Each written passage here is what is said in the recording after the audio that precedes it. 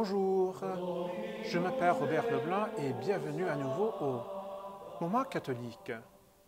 Dans mes dernières vidéos, j'ai partagé avec vous quelques idées afin de garder nos âmes prêtes pour le jour cette pandémie terminée, que nous pourrions retourner à la réception régulière des sacrements. Pourtant, durant ce temps de confinement, je vous ai dit aussi que c'est notre tâche, étant des catholiques, de développer et approfondir nos vies de prière. Et un parti intégral de cette vie de prière, c'est le silence. Ce n'est pas pour vous faire rire, cette idée de silence dans un foyer occupé durant ce confinement. Mais c'est pour vous dire et vous souligner que le silence, c'est essentiel à la vie de prière. Ça fait pourquoi le cardinal Robert Sarah, dans son livre « La force du silence », nous dit que si nous n'avons pas de silence, comment pourrions-nous trouver Dieu? Pensez-y un moment. Si nous n'avons pas de silence, comment pourrions-nous trouver Dieu?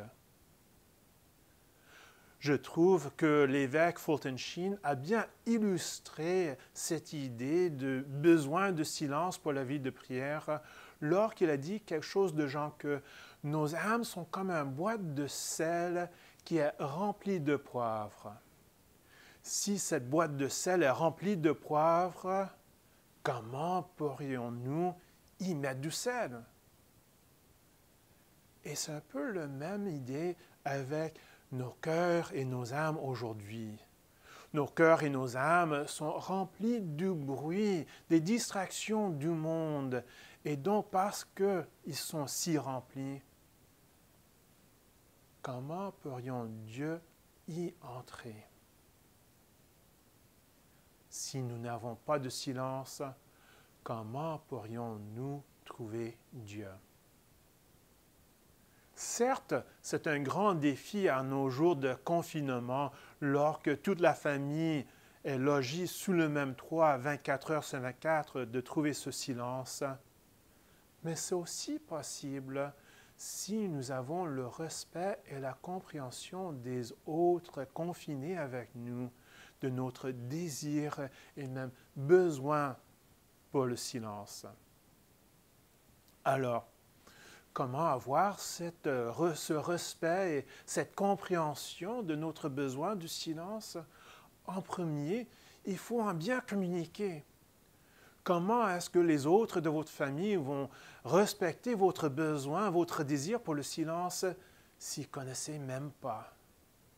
Et dès que vous avez communiqué ceci, il faut montrer l'exemple que vous êtes sérieux d'avoir ce silence. Donc, mettez à côté toute distraction. Mettez à côté votre téléphone mobile. Fermez votre ordinateur parce que la famille ne va pas vous prendre au sérieux pour le silence si durant ce temps de prière, vous êtes constamment en train de regarder les emails de travail ou de vérifier les nouveaux aux médias sociaux.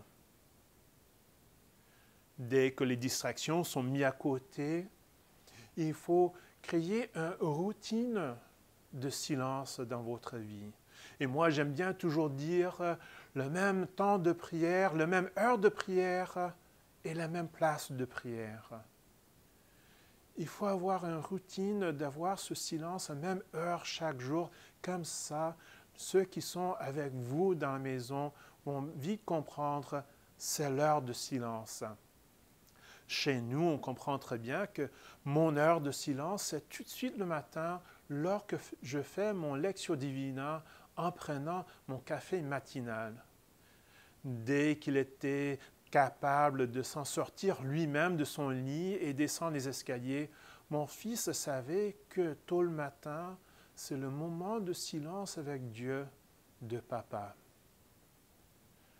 Avec cette même heure de prière en silence à chaque jour, il faut trouver un coin de la maison pour avoir un lieu de silence pour nos prières.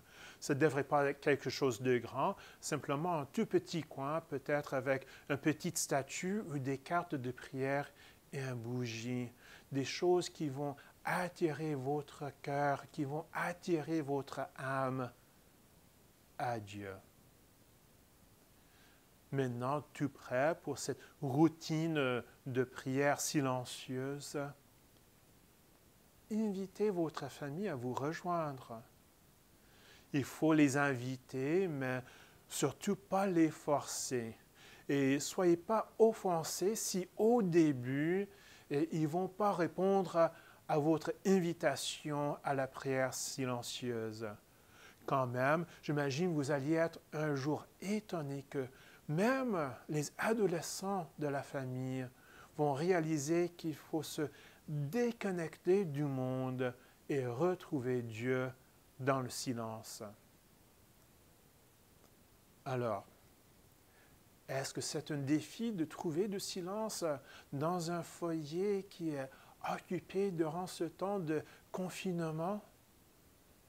Bien entendu, je ne vais pas dire mensonge à ce sujet, mais je vais vous dire, c'est possible de trouver ce silence dans votre vie si vous y avez l'intention et vous lancez l'invitation. Nous arrivons bientôt au mois de mai, mois de notre Mère Marie, et donc les prochaines vidéos de Moments catholiques vont être consacrées à la sagesse de notre Mère, lorsque nous méditons sur ce que Marie nous a dit à travers les évangiles. Je m'appelle Robert Leblanc et c'était un moment catholique.